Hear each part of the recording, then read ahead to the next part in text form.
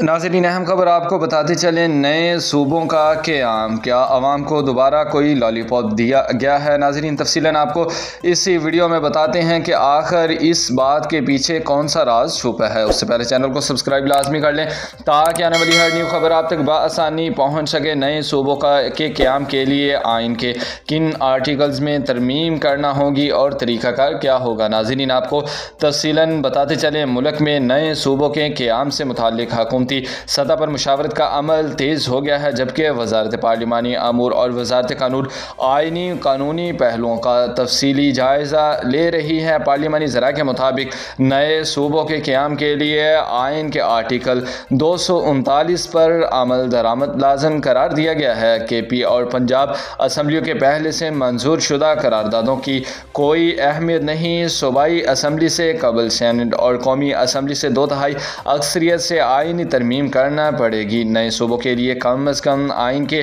4 articles में तरमीम करना होगी। पार्लिमानी ज़रा के मुताबिक आइन के आर्टिकल 59, 51, 1 और 106 में तरमीम करना होगी। सूबों की तादाद, सेनेट, कौमी सूबाई असम्बलियों की नशिस्तों पर रद्द-बदल करना होगा। ख़वातीन और अक़लियतों की नशिस्तों का भी नए सिरे से तयन करना होगा। आर्टिकल 239 के तहत बिल सेनेट या कौमी असम्बली में से किसी एक अजलास में पहले पेश होगा।